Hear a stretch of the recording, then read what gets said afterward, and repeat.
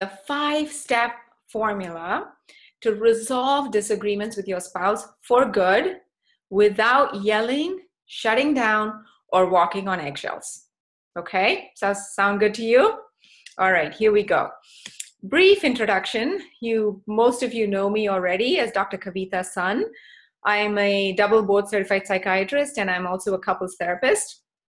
As I was writing this slide, I was taken aback by, that I've had 11 years of experience. Time certainly flies by when you're having fun. I love what I do, and I can't believe it's been more than a decade, right? At work, they call me the doctor with the magic wand. That's my nickname. I think it comes from the fact that I love talking to my patients and clients and helping them with relationship stuff, because I really feel like, what is in our hearts and what's in the space between us as people, that's where there's so much potential for glory or for heartbreak, right? And so that's the space that I'm most drawn to and most try to help and heal.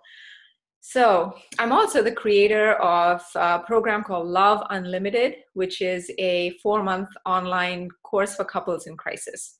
So that's a brief introduction. I'll tell you more about my story and how I came to do what I'm doing here in front of you a little bit later, but that's a brief intro. So just to make sure you're at the right place, let's make sure that this webinar is for you. You're at the right place if you want to stop this emotional roller coaster and bring back some peace and calm into your heart, into your space in your relationship, and into your home. If you'd like to have your relationship be a safe, secure harbor, an unconditional space where you can sink back and feel fully known and loved, cherished, in fact, for who you are. If you want to be able to discuss anything under the sun with your partner, even hard stuff, without criticizing or shutting down. To be each other's best friend and fill your home with the sounds of friendship, laughter and affection. To pass on a healthy, happy model of love to your children. A lot of couples who come to me, they see how their children are absorbing all the hurt and pain and the push-pull dynamic in their relationship, and it hurts their heart, what we grow up with in our childhood as a model for love and family and connection and resolving disagreements, that will impact your children for the rest of their lives, not just in how they are in their romantic partnerships. It'll affect how they do in their careers. It'll affect their friendships. It will affect their marriage or their partnerships. And it will even affect the way they are with their children, right? So when you take time and put in the effort to save and soothe and heal your relationship today, now, you're not just saving your relationship, you're saving several generations to come, okay? There's a lot of research around this. So you are definitely in the right place if you want these things for yourself. And moreover, if you want to know deep in your bones that you are an invincible team together, nothing can break this bond. Okay, if you want that, you're at the right place. Does this sound familiar to you? Okay, you wake up with the best of intentions, but almost every day something triggers you and you feel stuck, replaying the same patterns over and over again. You end up in arguments with one of you yelling or storming off or feeling really hurt and shutting down. You're beginning to wonder, maybe, did I pick the wrong person? Are we just not meant to be? Or are we just not compatible with each other, right? You're tired and exhausted of all the tension and the push-pull dynamic, even if a few days seems to go well and then something else comes up, right? You're starting to feel guilty and worried. Oh my gosh, we are passing on an unhealthy model to the future generation. And you're starting to feel scared, really starting to worry and feel panicked a little bit that, is this going to last? Are we going to end up in a divorce? Or maybe we'll just stick together, but kind of unhappy, maybe for the sake of society or our families or our children, but not really satisfied, right? If this sounds, even if parts of it resonate with you, then you're at the right place. In the next 45 minutes, you will learn how to clearly see each step in your relationship dance, your unique dance, okay? What your role is, what your partner's role is, how you're getting into this dance, and how to get out of it, right? We're going to learn how to stop these pointless arguments, dissolve resentment, and stop this up and down relationship roller coaster. Recreate fun and friendship. Understand why, when we go to get help, whether it's with advice from friends and family or whether it's a couples therapist, oftentimes they immediately hone in and tell us that we just need to be better communicators, right? But the conventional wisdom on more communication is actually doing more harm than good. When you go there without building some other important things, which I'll teach you about, it actually hurts more than helps. We'll also learn how to talk so you feel listened and heard and understood. Couples come to me often, it's really heartbreaking. Both parties often feel really lonely, and they say, I don't think my partner really understands or knows my inner heart, my world. So they want to feel just seen and heard and understood. And if you want that, I am betting there's a good chance your partner wants that too, okay? Even if they don't say it. So we'll learn how to do that. We're going to learn how to sleep peacefully at night, knowing that you are creating a relationship that is growing every day in love, and you're creating a happy, healthy home for your heart, for your relationship, for your family. Okay? So here's my promise to you. In the next 45 minutes, I'm going to teach you a step-by-step strategy. This is not a theory class. We're actually going to be doing exercises. Step-by-step strategy to create a home filled with love, security, connection. And we're going to do this without compromising or settling. If you're in a relationship and you feel like you're bending over backward, trying to walk on eggshells, let me not set my partner off. If I'm just more patient for a little bit longer, magically somehow my partner will change, the relationship will be different.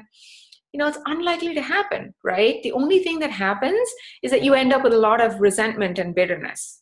And that's not a recipe for a successful relationship. So we're not going to compromise or settle. We're going to do it without that, okay? I have a request. I've been on many webinars, and sometimes I get good content out of it, and sometimes I don't. And oftentimes it's because I wasn't fully present. Right? We live in a world where we're bombarded with technology all the time. We constantly have, other tabs open, cell phone open, Facebook, and maybe someone wants our attention at work or at home. So you are here. If you are here, you're here for a very important reason. You're here for your heart, for your relationship, and for your family. There's nothing more sacred. There's no other sacred undertaking you're going to take. So give yourself the gift of, being able to be present. Shut down all the other tabs, put your cell phone away, and tell people at home, hey, I'm not going to be around for another 45 minutes, and take this time to be fully present. I promise you it'll make a difference. Okay? All right. So also, there's nothing for sale today. Okay? This is purely educational. If you do stay till the end, I have a free gift to share. I've done this before, and people have really been grateful and really appreciated the value of what I share at the end as a gift. So do stick around. I'm certain you will love it. Okay. All right. Here's what I see happening in the field of couples therapy right now. Okay. Couples go in saying, oh, we don't agree on this, or something terrible happened in our relationship, and we are just not happy, and we might be on the verge of divorce. And immediately, the therapy focuses on conflict management and communication skills, right? And then the couples go in every week, there's a new problem, and there's new communication skills. Sadly, you've had a whole week in between to brood about this, okay? And we know how to push our partner's buttons better than anyone else, right? And they know how to push our buttons better than anyone else. So you have had a whole week to think up ways to defend yourself against any possible attack. And so you go there, you problem solve, and you reluctantly work on some watered down compromise that really nobody wants. And you solve one problem and there's another one, right? And so you go round and round, putting out fires one after the other. Literally, I've seen couples in therapy for years going from one problem to the next, and they're all just symptoms. Whereas all this time, the disease that is underlying isn't getting treated and it's getting worse and worse. The good news is none of these crises and problems and fires are the real disease or disorder. The real problem underneath all this is that you haven't learned how to make a few critical shifts, okay, that allow you to move from being in love to lasting in love. There are steps along the way, okay, and we're not taught this. So when we don't know, we lose our path, we don't know how to last in love, no one knows how to help us, and we just go round and round. I'm going to tell you of these shifts today. So you see, every relationship has 5 stages, okay? We usually meet in stage 1, which is a romance stage, right? If you're in an arranged marriage, it may have been partly romance and partly a sense of, discovery and curiosity and hope and give and take partnership. Whatever it is, we meet around that first stage. And the things that, are eccentric to you or your partner, like maybe your partner is forgetful, or you tend to be very, very much of a perfectionist. These kind of things look so cute to us in the beginning, right? We say, if it wasn't for me, he'd never find his keys. It's just because he's a genius. He's thinking up all these things in his mind. He doesn't have time for these things. It's so cute. And your partner might say, oh, she's so perfectionistic because she's so good at her job. She just wants to be the best at everything. I love that. It's so cute. So the things that actually look really awesome to us and may even attract us in the beginning, after a few months or a few years have passed, those same freaking things get on our nerves. Am I right? Right? So after a while, the wife is saying, listen, I can't keep finding your keys for you. You'll have to think of a better system. Or he's saying, oh my God, why do you have to control everything? You're so anal, right? So the same things that drew us oftentimes become sources of irritation. And then life happens and other stresses come. And before you know it, you're in the power struggle stage, when it feels like it's a push and pull and you're stepping on each other's toes. And it feels painful, right? The thing I want to stress, though, is every relationship goes through the power struggle too. Okay, that's right. Even those couples in their 80s and 90s who are like, finishing each other's sentences and laughing at each other's corny jokes, even they went through the power struggle. The only difference is they managed to soothe and get out of it before it destroyed them. Okay, it's an inevitable part of growing in a relationship. You just need ways to get out of that. Okay, once you get out of it, you can move on to stability, commitment, and bliss. We don't have time to talk about those stages today. We're just going to focus on getting you out of the power struggle. Okay. Once you've made these shifts that I'm going to tell you, you will be able to stop this endless cycle. You'll be each other's best friend. You'll really be able to trust in your partner and your relationship again. Okay, I promise. You'll be able to disagree, because guess what? We are going to disagree. We're 2 adults with different brains, different points of reference, different ways of being raised, right? Our childhoods were different. Of course, we're going to disagree. But you will know how to disagree in a way that actually brings you closer together. Yeah, that's possible. You can disagree and actually feel closer together rather than yelling, shutting down, or walking on eggshells. You'll become skillful. Okay, notice that word. It's a skill. It can be learned. You become skillful at connecting rather than criticizing or compromising. Admire each other's strengths again and feel appreciated for your contributions to the relationship and to the home. And have some fun and laughter and affection be a part of your daily life, right? That's what makes life worth living. And sometimes when we get into these painful dances, it colors our whole lives, right?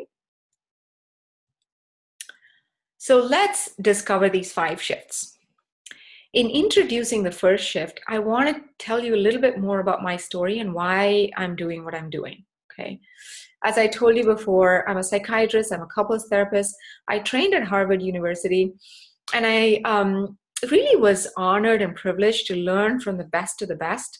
You know, it was such an inspiring environment, and I learned so much just by association. You know, I'm trained in the top 2 research-based, scientifically validated schools of couples therapy in the world, the Gottman method and emotion-focused therapy.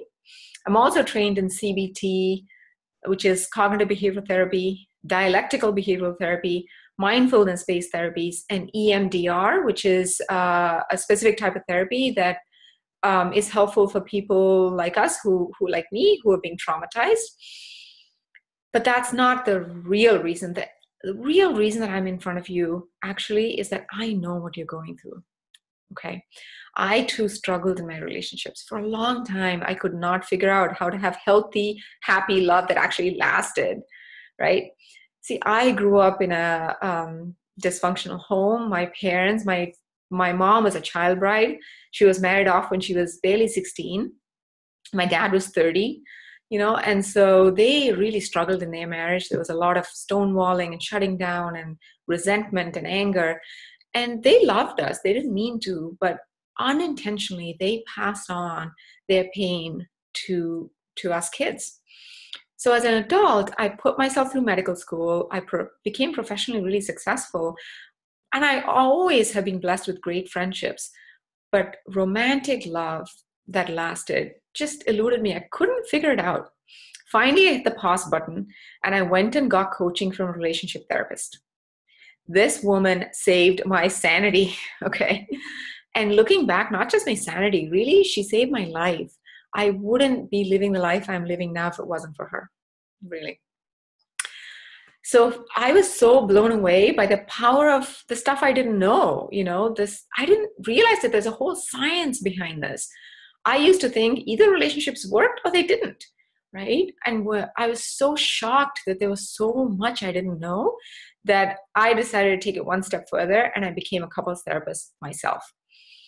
And now after years of research and writing and training and going to tons of conferences, which I still go to, and working with lots and lots of amazing clients, I boiled it down to 5 essential shifts. This is the kicker. Within 4 months, okay, after decades of trying and it's not working, just within 4 months of learning and applying these shifts to my own life, I met my partner who became my best friend, my soulmate, and now my spouse. Over the past few years, we built together the kind of, I don't know, rock solid love that I once thought was beyond my reach. I thought some people were just lucky they were born to have that, and I just wasn't one of those. And it's not true. You can learn this. I am proof you can learn it. Since then, I've used these with tons of clients and helped them save their marriages, and I can help you too. So shift number 1. Okay. The first shift is name that dance. All right. See, every relationship is a dance. Okay. When you see 2 people on a dance floor and the dance looks beautiful, it's not because of the individual skill of each partner. It's because they both know how to move together in space, right? They know to listen to each other's bodies and to maintain a good equilibrium between space and connection. And they're able to move in sync with the music around them. That's what makes a dance beautiful to watch, right? If your dance right now feels hurtful, if you're stepping on each other's toes a lot, we tend to either blame ourselves, like, what's wrong with me? Why do I keep doing this? Or we tend to blame our partners, like, he's just like his mom, or she is angry all the time, right? It's not either of you. It is the dance between you that needs to be transformed, okay?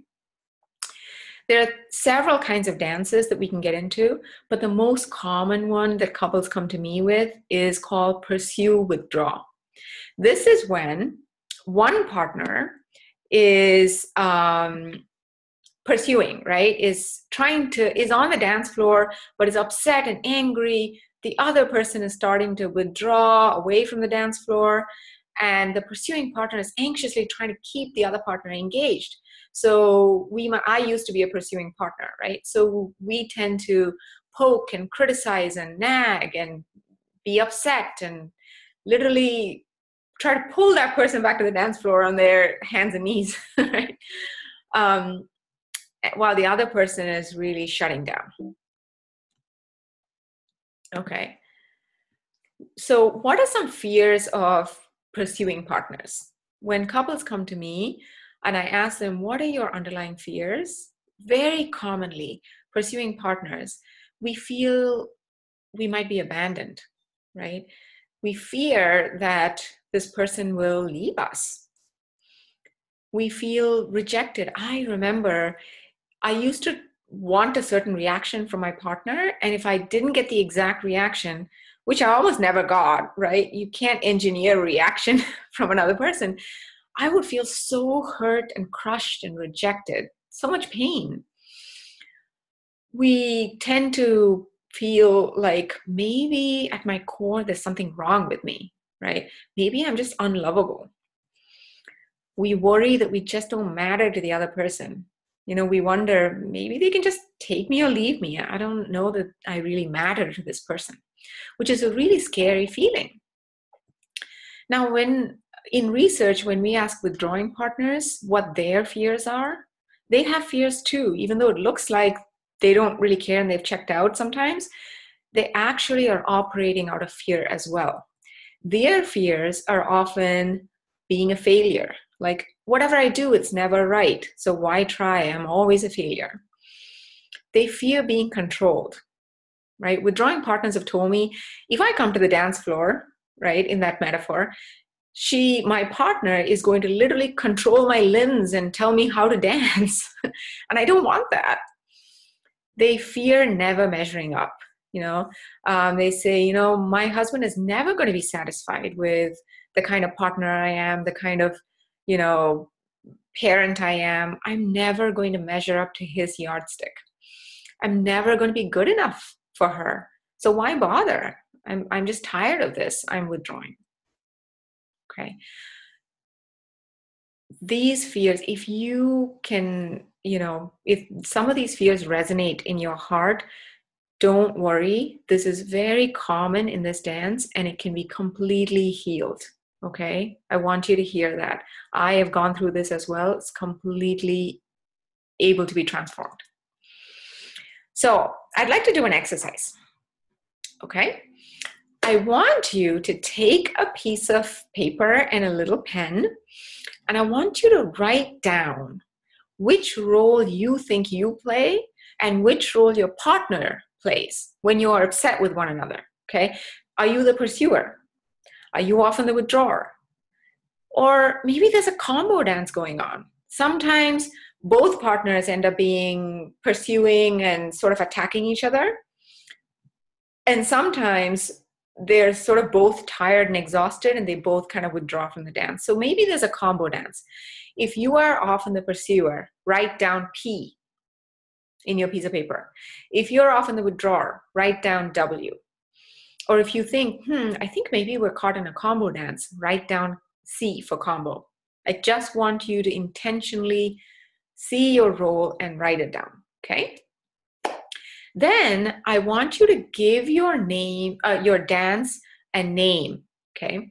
I'll give you an example. My partner and I, we call our dance the Lizzie, okay? Because, we know that we're reacting from the reptilian part of our brains when we're upset and panicking, right? So that's a lizard reptilian part. So we call our dance the Lizzie. And so when either of us notice that we're getting caught in the Lizzie, we say, uh-oh, here we go again. Lizzie's here. Let's boot her out, right? It's a way to use some gentle humor to catch yourself from going into a dance and to step out of it. And then we kind of hug and say, we're okay, we love each other. We just need to think about the space between us both It's not you or me who's at fault. Okay. It helps us step out of it when we give it a name. Many of my clients will name their dance as the dragon or the black cloud or the tornado, anything that resonates with you. I want you to take a second and name it. Name that dance. When you are at home tonight with your partner, have your partner think about this as well. And you might tweak the name so that it resonates with both of you. And then I want you to remind yourself, whoever catches it first, okay? Remind yourself to say, whoops, here we are in the storm again, or here we are doing the Lizzie again. Let's step out for a second, okay? We are okay, we love each other. We don't need to hurt each other, okay? Shift number 2, stop discussing your problems, right? This might be kind of controversial. Again, when you go to most couples therapists, they'll hone in and say, all right, what is your problem area? Let's try to figure this out. The thing is, of course, we have to talk about our problems when they come up and we need to resolve them in the moment. Fair enough. But most times than not, we might argue in the morning and then we brood about it all day, right? We perseverate on it all day. And then in the evening, we're still angry. We're giving our partners a silent treatment, or we're being snippy, because it's a chicken and egg problem. We think, oh, I can't feel connected to my partner until I've resolved that stupid thing that he said this morning. Or just convince her somehow that she was wrong in that argument that we had yesterday. The issue is 69% of problems, okay? Research has shown that 69, almost 70% of problems in marriages or in committed relationships are not solvable in the traditional sense. What does that mean? It means there's no one right answer, okay? There's never going to be one right answer, and you're never going to find one right answer. So why do we keep talking about our problems over and over? It's because we're wired to look for danger, for the stuff that's not working. That's just the way our brains are wired, right? We have a part of our brain called the reptilian brain, right? That looks constantly, scans the environment for what's wrong, because we think if we can find it and fix it, then we'll be safer. So it's just, a biological thing. If we can learn skills to soothe that part of the brain, then the frontal lobe, the part of our brain that makes us human and different from other animals, can kick in. And this is the part of the brain where you can respond based on your values and your long-term goals and looking at the big picture, right? Things that make for a good relationship. So when we talk over and over about our problems, it's almost addictive, right? Even though it feels painful, there's actually been shown to be a release of dopamine in the brain when we talk over and over about stuff that's not working. I'm not saying communication is not important. It is, for sure. But about what and how we go about it matters. Because what we focus on grows, right? If we keep practicing, and we've practiced probably this way of doing it for decades, guess what? Those neural circuits in your brain are so strong, they're firing rapidly before you can even think. You are literally an expert at that way of reacting. So we need constant practice to teach our brain to respond in different ways, okay? So here's an exercise. I want you to take a vow today, here with me now, to not bring up your problems unless something needs resolved in the moment. And I'll teach you how to do that. But other than if it's in the moment, take a vow now. Okay, close your eyes for a second and take a vow in your heart not to keep bringing up problems unless it needs resolved in the moment. So if it's not happening in the moment, we're going to let it go and not keep bringing it up. Okay? This alone, you guys, this alone will go a long way to saving your relationship. I promise you. We have a lot of research about this. Okay? Shift number 3.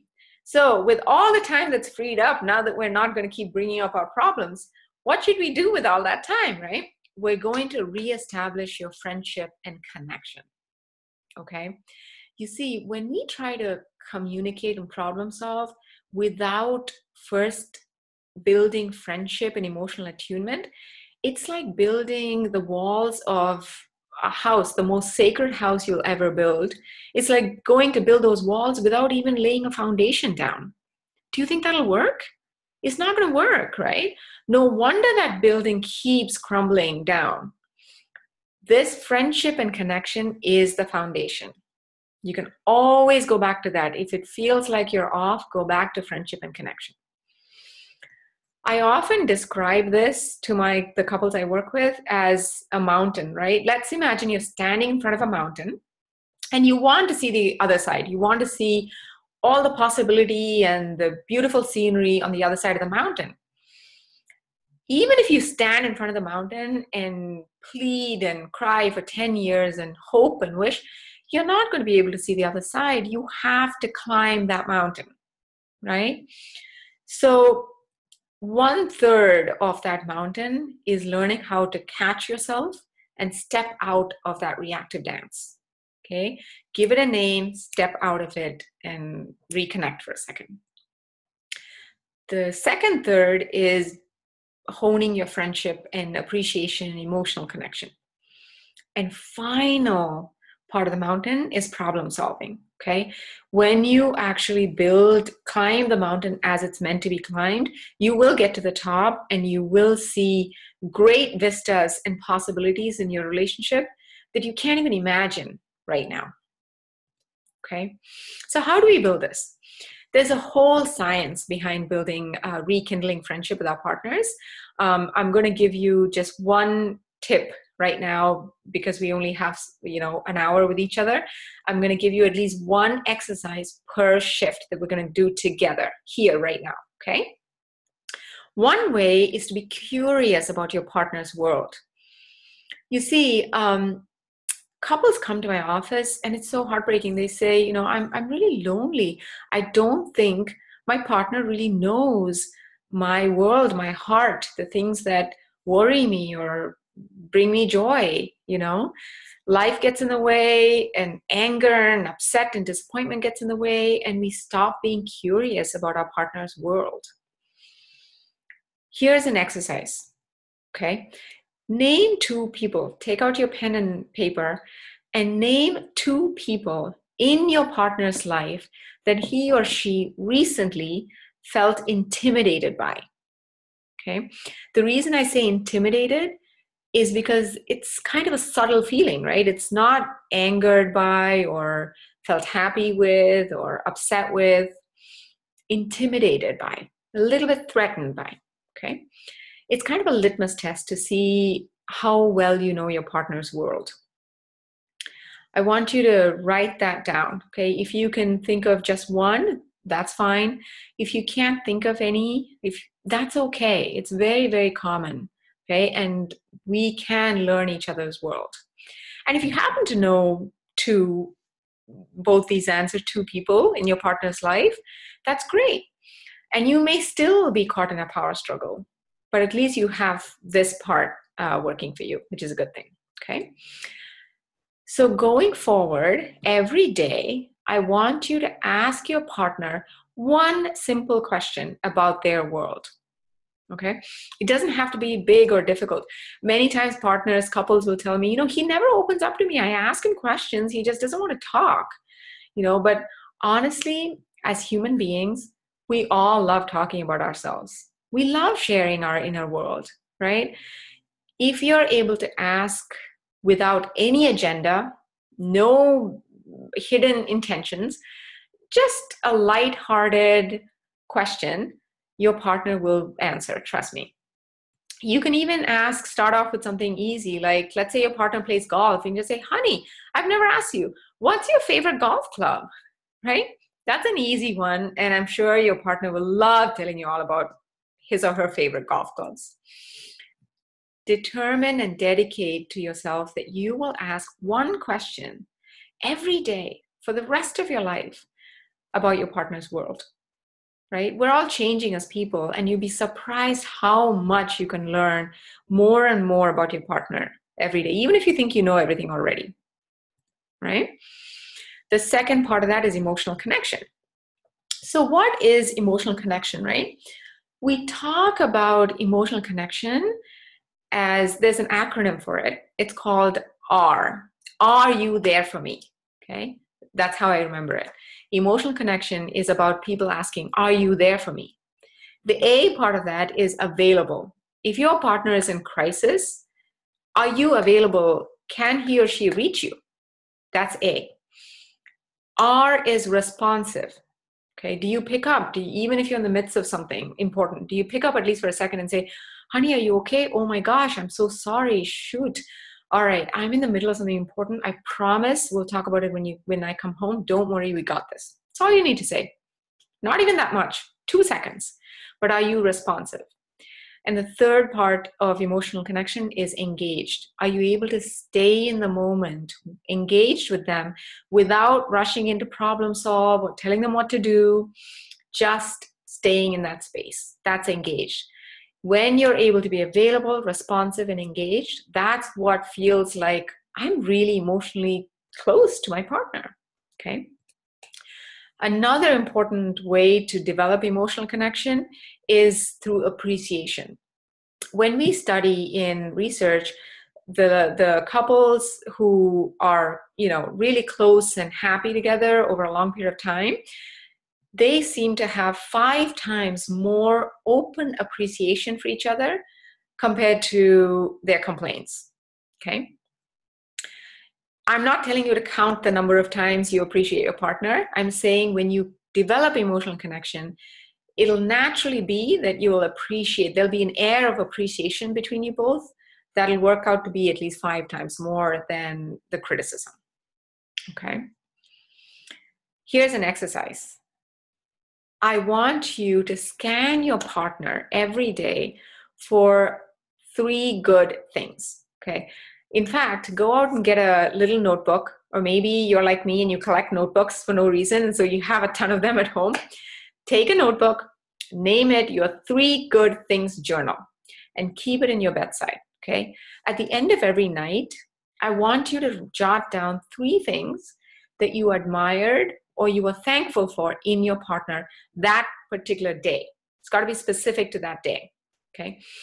Even when there's so much anger and hurt in a relationship, you'd be surprised. You can still find things to admire and respect about your partner if you look. Okay. By the way, isn't this couple so cute in this slide? Every time I see this slide, I'm just like, oh my God, they're so freaking cute. I want to be them. Right? So sweet. So let's start right now. Okay. Let's write down for today your 3 good things. Let's do the first of those 3 good things right now. Write down in your piece of paper or notebook 1 good thing that you respect or you admired or you were thankful for in your partner just in the last 24 hours. Okay? I'm going to wait for 10 seconds and I want you to do it right now. There's no better time than now to begin to heal our relationships. So I'm going to give you a few seconds and take a swig of water. And I want you to write down 1 thing that you appreciate about your partner just in the last 24 hours. Trust me, guys, when you look, you will find it. Okay? Okay. All right. Excellent. Good job. Good job. Now we're on to shift number 4.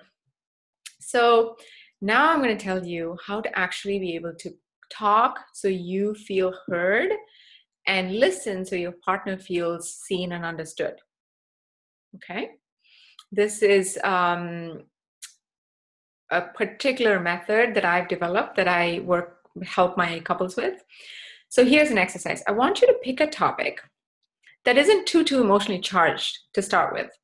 Usually when I do this with my couples, they might pick something like, who's going to walk the dog, or who's going to pick up Johnny from football practice. Something that irks you a little bit, but isn't too upsetting, okay? Think of a topic in your mind right now. And I want you to imagine taking turns, okay? Actually, when you go home tonight, do this with your partner. Even if you read an entire encyclopedia on how to ride a bike, you're not going to know how to ride a bike until you get on the bike and try and fall and practice, right? So don't just take this information and don't actually use it. Go try it tonight, okay? Take turns being the speaker and the listener. When you're the speaker, this is the most important skill, I would say. In fact, if you take nothing else from this webinar, please take this.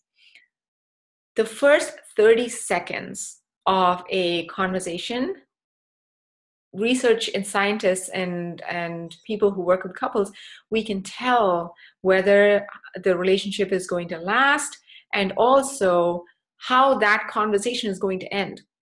Can you imagine that just in the first 30 seconds?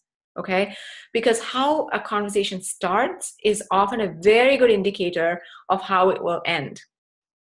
All right, so whenever you're the speaker, I want you to practice this skill called a gentle startup. Starting your complaint or your concern in a gentle way. And what does that mean? It means you say, I feel X. Okay, maybe you're frustrated or upset or disappointed, whatever it is you're feeling about why. Why is the situation? Whatever the situation is, describe the situation, don't describe the person. Okay? And then you say, I need Z. And Z is your underlying positive, vulnerable longing or wish. Every time there's a conflict, both parties have some kind of longing in their hearts that they want, but it feels too vulnerable to say, so they cover it up. We cover it up in anger and blame. So I want you to set the anger aside and actually speak out your positive wish. Okay? Let me give you an example. Let's say it bugs you if your partner leaves coffee cups on the countertop instead of putting it in the sink. You could say, I feel overwhelmed when I walk into the kitchen and I see dirty coffee cups all over the countertop. Notice how you're describing your feeling and the situation, the scene. You're not saying, I feel like you don't care when you're too lazy to put the cups back in the sink. Okay? You're talking about your feelings and just describing the situation. Then you say, I would really like it if you remember to put it into the sink. That would make me feel better. That is your underlying positive wish. Without any blame, you're just asking for what you want. Okay?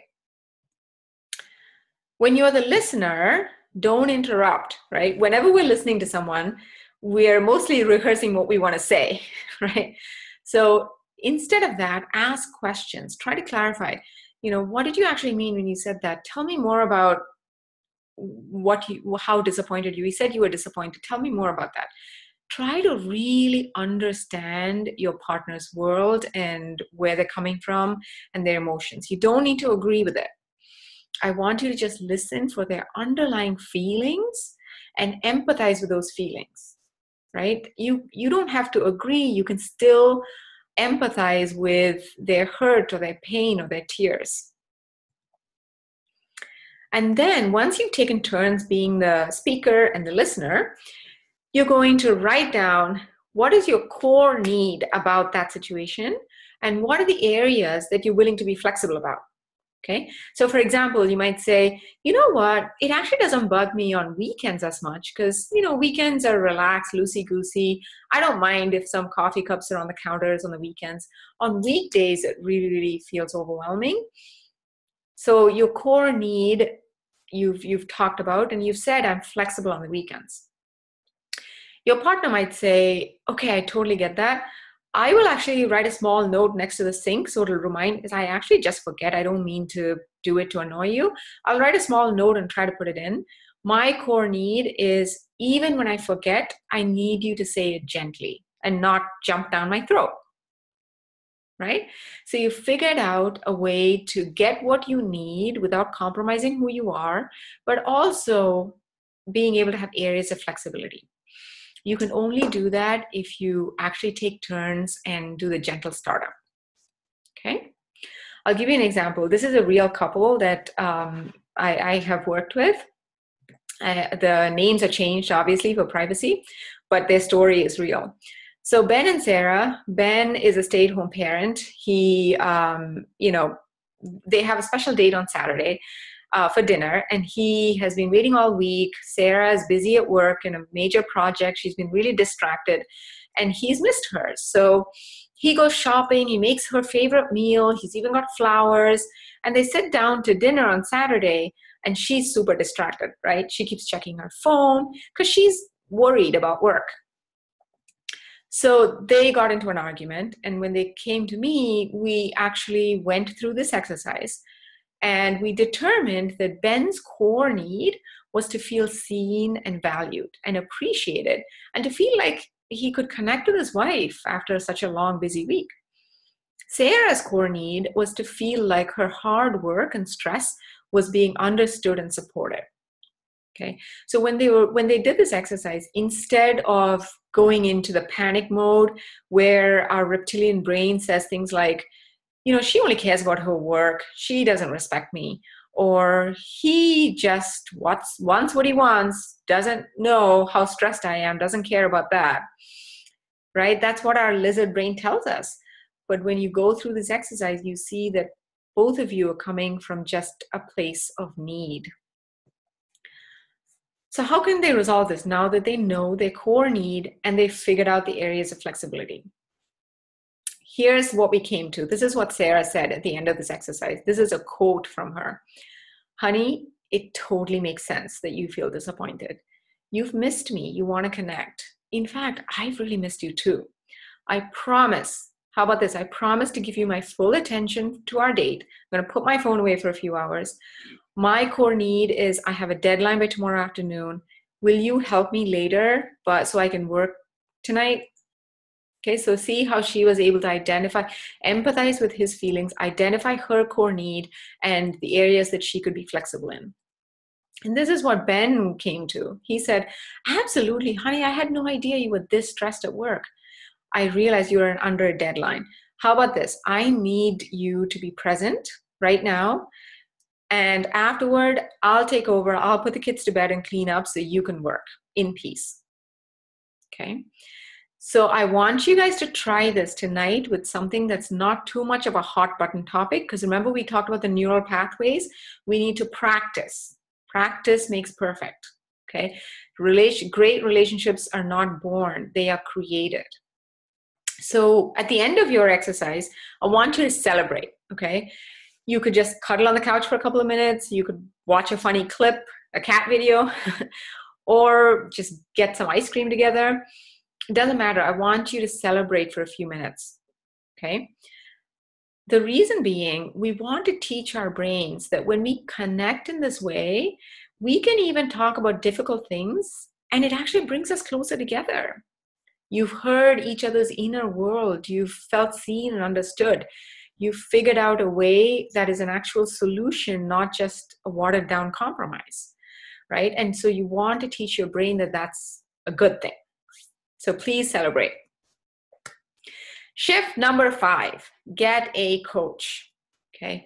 You don't need more time, information, compromise, patience, better communication skills. You need a transformation, okay? We've all had inherited messages about love and commitment from our childhoods.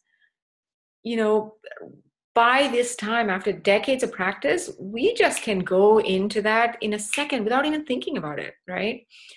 So I've given you some broad strokes here, but what you need is a step-by-step system, a whole system, accountability, expert advice, and support to make a change that actually lasts. And save your marriage or your relationship and create the peaceful, loving home that you and your family deserve. So I see some of you raising hands. You probably have questions. I'm going to leave a few minutes at the end of the talk for questions. So hold on to your thought, write it down, and we will have time for questions. Okay? I want to make sure that I get through the presentation so you guys have all the skills. So this is Sunita and Jacob. Names are changed, obviously, but we worked together a few years ago, and she recently wrote to me to share some good news. And she says, we tried everything before we found you. Books, spiritual advice. We even did couples therapy for a year. We just kept arguing, mostly about money, but also about housework and parenting. It was so bad, we began avoiding each other. I remember I could barely sleep at night, knowing my daughter was watching this. She picks things up like a sponge, right? Don't all kids, right? They know exactly what to listen for. A few weeks after we started the program, slowly things began to change. I don't even know how, but we went from being constantly angry with each other to honestly falling in love all over again. I think the best part of the program was always having you to rely on as we learned and tried new things those 4 months. It's been 3 years since we finished, and I love the marriage we built. In fact, we're expecting our second. Fingers crossed we can keep up with all the upcoming chaos, LOL, right? These kind of emails and letters, I mean, they make my heart sing, right? This is why I do what I do. It makes me so happy. You know, generations of their family will grow up in more security and be able to enjoy a good life and not have to go through so much pain and regret, right? That's a wonderful thing. And I'm sure they'll do great with the upcoming chaos. Their love is really strong. So anyway, here's a recap. Name that dance, give it a name, and learn to step out of it. Know what your role is and step out of it. Connect for a second, remind each other that it's not either party, it's the dance that needs change. Stop bringing up problems, okay? Instead, start with friendship and connection. And we talked about how to do that. One tip about friendship is being curious about your partner's world. And you all took a vow today to ask one question of your partner's world every day for the rest of your life. Okay, right? Then we talked about connection. Are you there for me? And how to appreciate. And we even started your 3 good things journal. You wrote down 1 good thing, right? And you're going to write down the other 2 good things that you noticed in your partner that you're thankful for in the last 24 hours. You know what? You get brownie points if you share those 3 things after you write them down with your partner. Even better. But if it feels too raw right now and you're not able to share, that's okay. Just write it down for your benefit. The more your brain is looking for it, the more you'll feel calmer in your body. Then we talked about how to actually talk and take turns and do a gentle startup and figure out how to have a core need and flexibility so you can create a solution that brings you both closer together rather than driving you further and further apart. And I said, get coaching so you can make these skills work for you in your relationship. So here's an exercise. When we have true love in our lives, right? When we feel unconditionally cherished, it gives us a sense of safety, right? We feel like we have wings to fly and courage to create anything. So if you had that kind of relationship, what would you create? Close your eyes for a moment and listen to your heart. Listen to that little bird chirping underneath all the worry and hurt and disappointment. There is a little bird chirping in there about your dreams. I want you to close your eyes and listen for that voice. Okay, and I want you to write down in your notepad 1 dream that comes up for you. Sometimes my clients say, I want to, go back to school and pursue a passion. Some people say, I want to, give up my job or go part-time and spend more time with the kids. Some people say, I had a couple once actually decide to take a whole year off and travel around the world. Some people think about starting a nonprofit. Some people think about bringing their first child or more kids into the relationship if they felt that secure that nothing can ever come in between or shake that bond. Okay, so listen to your heart and write down one dream that comes up. It's okay if it's a small one or a big one. And if nothing comes up, that's okay too. Okay. Over time, as you do these exercises, you will be able to hear that voice more and more. Okay. All right. Very good. Okay. So now you have 3 choices in front of you, you guys. You can procrastinate and just kind of like not do anything with this. You can try a DIY piecemeal approach. Some things work, some things don't, and eventually you're back to the same old. Or you can give me the privilege of holding your hand and helping you navigate the seas of your power struggle, creating rock solid love, and following a scientific model that's proven to work, and do it from the comfort of your home. Okay? Family, to me, it feels like our relationships and our family is the most precious thing we have, right? It's what makes life worthwhile. So let's do everything in our power to save yours. In the beginning of this presentation, I mentioned a free gift, and now I want to tell you more about that.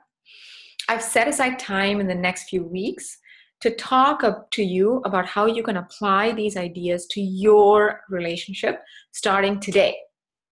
Because again, these are broad strokes. How can we apply it to your partnership and your relationship and your history and your family? It's completely free of charge.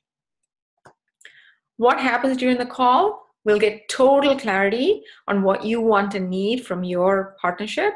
We'll reconnect with your best friend, rekindle romance, and restore deep trust. We'll create a blueprint, a relationship blueprint with crucial steps to move you from out of power struggle to stability, commitment, and bliss. In short, we will map out the exact steps to take your marriage from rocky to rock solid. Now, is this call for you? This call is for you if you're genuinely sick and tired of walking on eggshells, right? You've struggled to make changes on your own and you're tired of the spaghetti approach, right? Throwing everything that you know on the wall and hoping something sticks. I used to do this, read a book here or there, listen to a video here and there, or a podcast, and just hope that something somewhere sticks and changes my relationship. That's not going to happen, right? You need a systematic approach that is unique to your relationship. So if you're looking for that, then this call is for you. It's also for you if you're genuinely unwilling to give up on your relationship and your family without a fight. And if you're committed to doing the work. It's simple, but it's not easy work. So I am looking to work with couples who are genuinely committed to doing the work. And also, if you can't wait to feel fully known, unconditionally loved, and passionately desired again, then this is for you. This call is not for you, on the other hand, if you're hoping that this call will give you a quick magical fix, right? Some people think that they'll come on have a half an hour, 45-minute call, and somehow that'll transform their marriage. That's not going to happen, right? We're going to give you where you're stuck and what the shifts need to happen. But it takes 4 to 6 months to actually make that change. So you got to be prepared for that. It's not for you if you're stuck in blame mode. That doesn't help anyone, right? We need to be in solution mode. It's also not for you if you're just curious and you're not yet willing to give your all to the possibility of your rock-solid marriage and family. It's not for you if you're not ready to talk to your partner about this and come on the call together. You see, when both people are on the call, we get both perspectives and we can give you accurate feedback. What often helps is to say to your partner, hey, I saw a webinar by Dr. Sun, who's a well-known psychiatrist and a couples therapist. It was so helpful.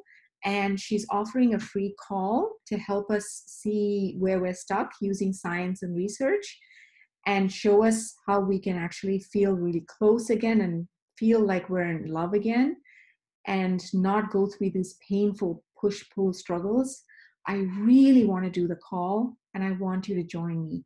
Please, will you join me on this free call with her? I think she'll really make a difference. Again, one of my team members will be on the call with you guys. It is my system that they will be taking you through. They have to train for 6 months under me to be able to take these calls. So they're fully trained in my assessment system, and they will take you from where you are and show you what shifts need to happen. Okay? So we'll give you complete clarity on what's holding you back from a blissful marriage and the exact shifts you need to make to get there. And that is my passion, right? Showing couples and families how to heal and taking them through that process so that we have one less broken family. That is my dream. That's my passion. You're actually doing me a favor if you work with me, because I get a chance to heal a family, which is really why I feel I'm on this earth for. So if you desire my help at the end of the call, if you guys desire my help and if you all agree that it's a good fit, then we will invite you to become one of my new clients that I work with in my Love Unlimited program, which is a 4 to 6 month intensive program that'll have you transform your family and your marriage. So the last thing I'll say is, if you're even thinking of taking me up on the call, apply now. Spaces are really limited. We've only opened up a few spots in the next couple of weeks. So please apply now. Every time I do this webinar, the spots fill up in less than 24 hours. So please don't wait. Life is short, right? We don't know when our end is going to be. So every day counts. Every day you could be moving towards healing and more connection. So don't live in pain and regret any longer. You don't need to. We're here to help. So thank you for spending this time with me. We are so looking forward to talking to you soon.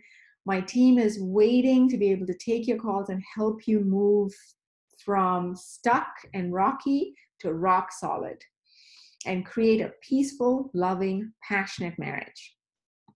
So the link to be able to book the call is on the slide that you can see now. You can use that link, or you can use a simpler link.